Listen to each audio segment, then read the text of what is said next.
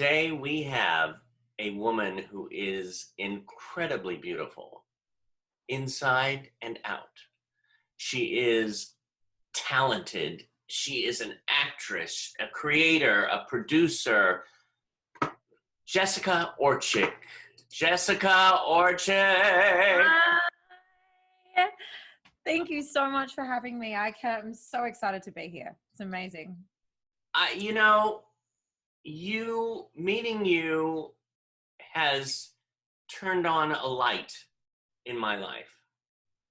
Because ever since I met you, especially in person, you just have this energy. You know what I'm saying? Yes.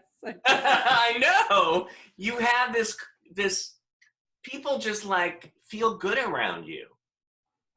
Oh, thank you. I mean, it's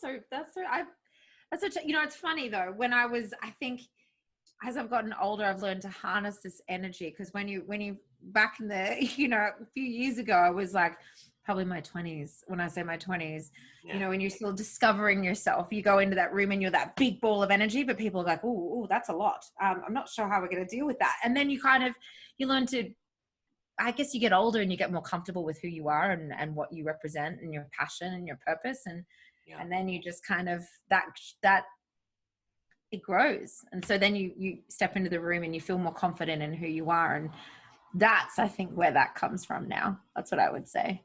And I like being around people. I've been around people my whole life. My parents are actors, so it was like a thing. You're such a people person. And I mean, yes, your parents, like you said, are actors. Paula and John. Yes. In Australia. Yes. Now, did you grew up in Australia? Yeah. I did. I didn't move to the States until I was 20, which is still quite young, really, when you think about it. Which was like a year ago. Oh. No, look, honestly, it was, I'm 36, so I'm just incredibly blessed. Yes, you are. And you know what? I'm actually really proud of my age. So I'm going to say it again. I'm 36. To all those women out there that want to say, I think there's something really beautiful about women that, as like I said, stepping into your power as you age, there's something really incredible about that. So no woman should ever hide her age. It's going to be my little note today. Right. Well, I love, when I get to be 80 something years old, I want to look like Katharine Hepburn. I want to age gracefully. And you know what? I think you might end up looking like Katharine Hepburn. Oh my God. In fact, I might talk like her too. I was actually going to say, are you going to adopt the accent? Oh no. No, I loved, oh boy, she was wasn't she amazing? Yes. One of the last events that I went to this year, and I was proud and honored to be at, was before the shutdown of the pandemic.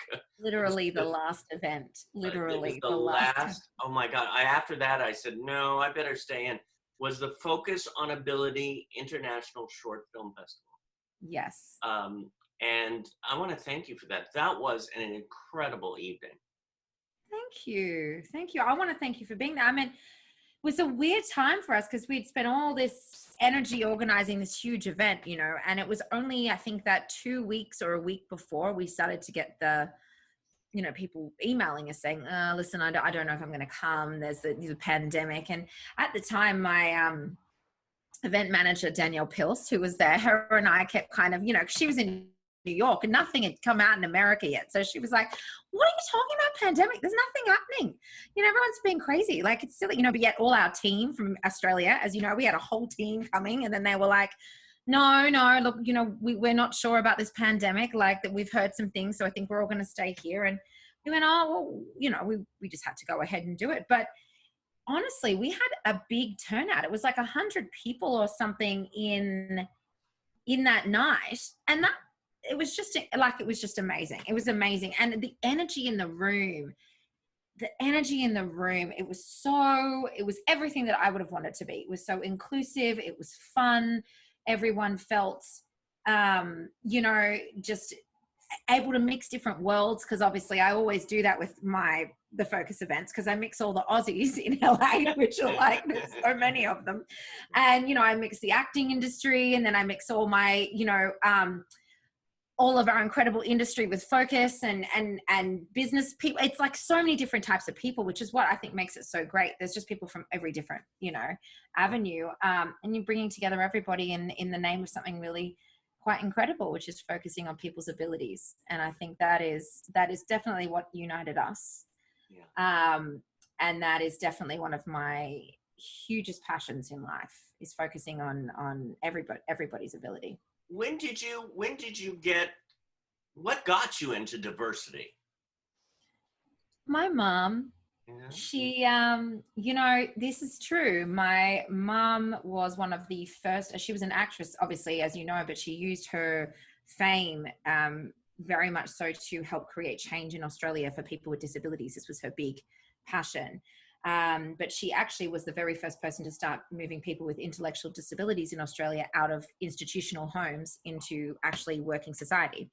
So that's what she did, because in Australia, there's a lot of differences now. I mean, we're very advanced now, I think, in the disability world, like, in fact, more so in a lot of ways, with the government support, et cetera, than the States. Mm-hmm. But yeah, she was a big part of this movement, because she was working at a home called the Sunshine Home, which was an institution, and she was working with people with intellectual disabilities. And she, you know, she just couldn't stand it. They didn't see daylight. They were in these confined spaces. They weren't working. They weren't a part of it. And this is in the 80s. I just want to point this out. This is, back in the late 80s, 89 or 1990. Well, you grew up with this. Yeah. And I was about 6 or 7, and I used to go to these homes, and, I'd disappear. You guys, this is some fun for you. I'd be 6 or 7 and I'd disappear in the home, and Mum would be like, oh my God, where is she? And I'd be at the disco dances with everybody, or I'd be at the arts room with everybody, and I'd be having a great time. It was my favorite time. Yeah. And my mom was like, oh, she's gone. She's every time I should take me, where is my daughter? Does anyone know where my daughter is? And she'd scatter around the entire complex, and I'd be doing some kind of creative, artistic, thing with the members of the community. And so that kind of sparked it for me. That was the start, because I think for me, even then, I didn't see disability for what it was. I think for the way other people saw it. I saw people. I always did. I always still do see people. Yeah. And I've never really, we all have differences, is kind of how I've always seen life. It's just whether you can see them or you can't. And I think I've said this to you before, because then as I got older, as you do, things change in your life. And being a celebrity's daughter, I dealt with a lot of bullying. I dealt with a lot of, a lot of my private life, being in the papers and things like that. And as I got to, between like the ages of 11 and 14, I struggled with depression and anxiety, and as did my mum. And there was a lot of things with suicide. So we had a lot of mental health going on in the house. Yeah. And then that kind of brought me into a different space. And I think I must have been about 13. I do remember this. And my mom had said, do you want to be a youth spokesperson for this company called Life Force, which was about suicide prevention and mental health? And I said, yeah, I do. And she didn't even know this at the time, but then I went on there on live TV at the time and spoke about why I wanted to do this. And it's because I said, oh, well, I've tried to kill myself because of my mental health. And my mom, no one knew about it.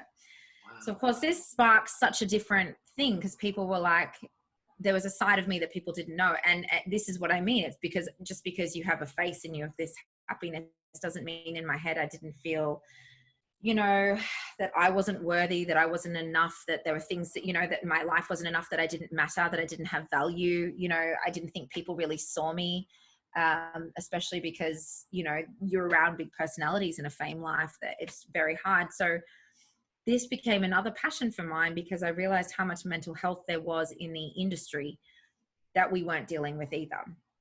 So again, my journey just kept kind of going through that. And then shortly thereafter, I went into another stage where I started working with the Special Olympics organization in Australia, because as a dancer. I was a dancer first and foremost. I don't know if you know this, but I was a dancer.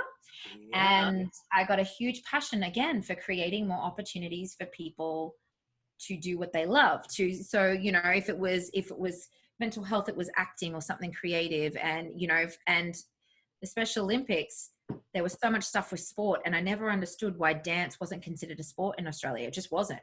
Right. And then yet they started to bring in this incredible program, which was a dance program for the Special Olympics, so Special Olympic dancers, and they would go and they would dance at these events, and they would be the ones to raise all this money for all these sporting events. And I said, what about the dancers? What do the dancers get? You know, like, what are they getting? Yeah. And so they said, well, you know, like they get to dance at the event. I said, that's not enough. So then I went on a mission and decided to create an event called Don't Diss Disabilities Dance Extravaganza in Australia, which I did for 2 years, Right. where we raised money to send the entire dance team to New York to train at Broadway Dance Center and to dance in Times Square. And so they had this, they went on, you know, they had their dream. That's what I said to them. You know, it's great that the Special Olympic people are going to the Olympics. What about the dancers? They're not. Where's their dream? So they wanted to go to New York. They wanted to go to Broadway. They wanted to see a show. You took this mission around the world. Yes.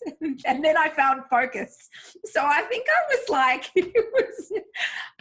it's just been a thing. I think it's who I am. It's who I am. And it's, you know, it's ultimately, I think, it was funny that you said that. It was that you feel that people like being around, but I think that's what I do really well is I bring out people's light and I let people have a space to shine. And I think that's what I say to people. I think that's my ability. That's what I do really well. That's my thing. And if I can do that, you really do. You make others feel good. You know, even with a look or a smile, your energy has it, but because it comes from a true place. It does. It really does. It really does.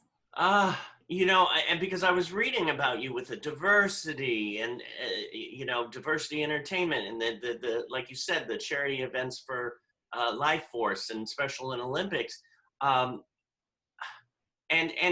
being a dancer and a choreographer. Yeah. So it was like my other one.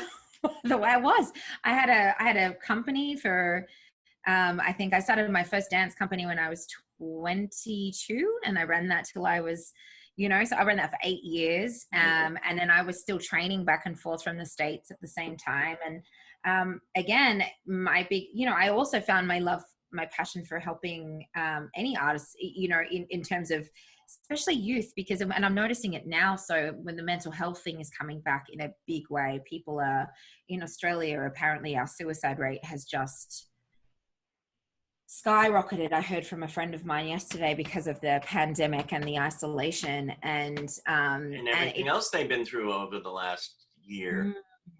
And it's just that thing. There's so many, you know, young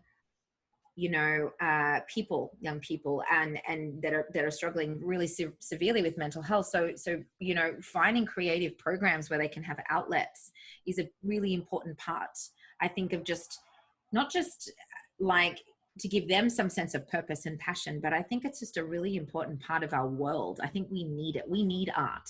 We need stories. We need dance. We need this to thrive, you know? Right. God, you just glow and I love it. And I keep on thinking we might get somebody on coming up and connect with you. I might do that. I have my ways. I have my ideas. I'm excited. Now, did you ever want to, or did you work with your mom or dad in a film? I did a couple of times actually. So the first one was when I was about 12 or 13, and my mum and dad wrote a movie which we're very happy is kind of hidden somewhere on some floor. It's one of those terrible daytime movies where we're all in it. you Yeah. know, and my mom played my mom and I played her daughter, and we had another great actor from Australia who also did a lot of American projects, whose name was Tony Bonner, and he was in it. And you know, my dad directed it, and it was this film that we first started in. And then many years later, my mom and I did another short film together, which we got into. I think it was for like Sydney festivals and stuff like that we did. But the best one was recently, actually, which I would have to say is because I was an associate producer on the what is classified as the most diverse film in Australian history, which I'm very proud of, because it was about a deaf transgender who falls in love for the first time. Right. And it's the first time we've ever had a leading film in Australia with Auslan Sign Language and obviously, you know, having trans be a central character.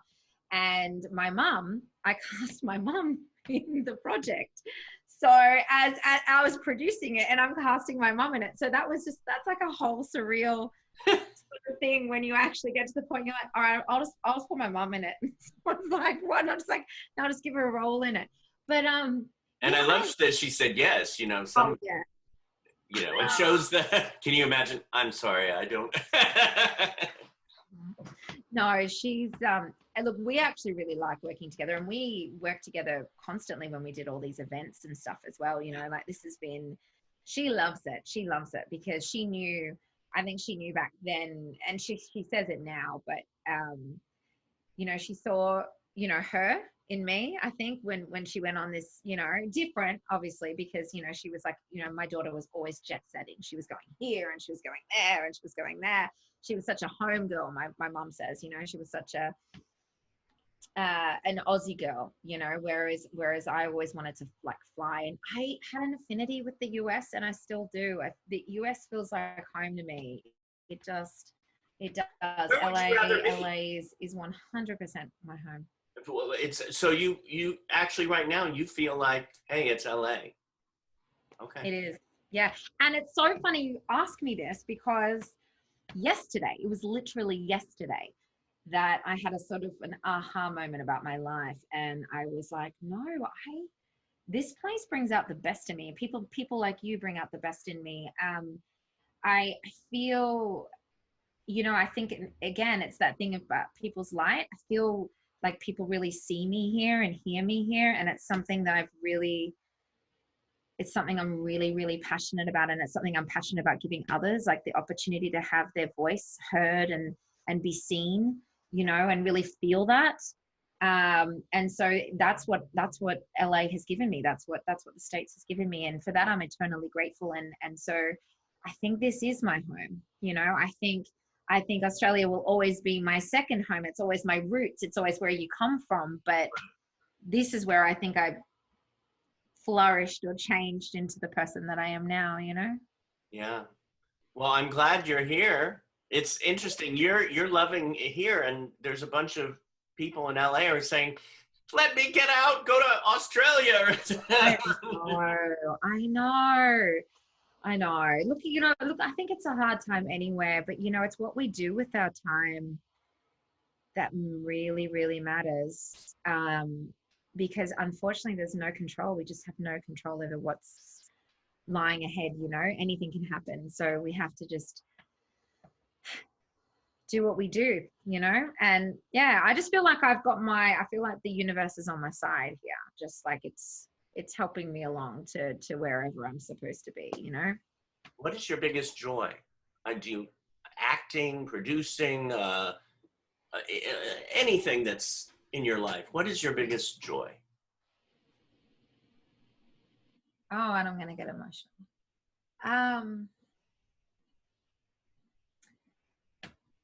I think I said it before, but it's true. Through my teaching, through the work that I do at Focus, I give other people the light to shine. Mm. And there is nothing more incredible than watching somebody else find that in themselves and the happiness that comes over their face.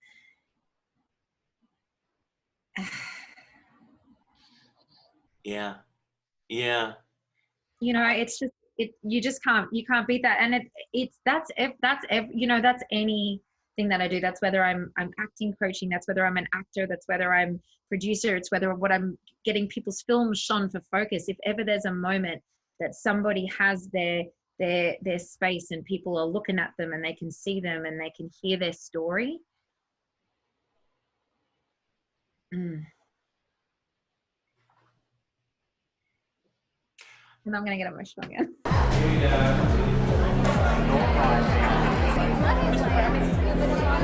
Hi guys, I'm Jessica Orcsik and I'm the producer and host of Don't Diss Disabilities Dance Extravaganza. Tonight marks a launch pad of a really exciting project, which will be the Nova Employment Performing Arts Fund, which will dedicate its time and money towards disabilities within the performing arts and celebrate the importance of inclusion and diversity within the performing arts. We have an incredible show lined up this year, incredible artists, Justice Crew, Brittany Stevens, Reese Maston, Reagan Derry, Dream Dance Company, Fly Crew, amazing people that have given their time in support of this cause, and I just want to thank each and every one of them and each and every one of you for bringing this important issue to light. So yeah.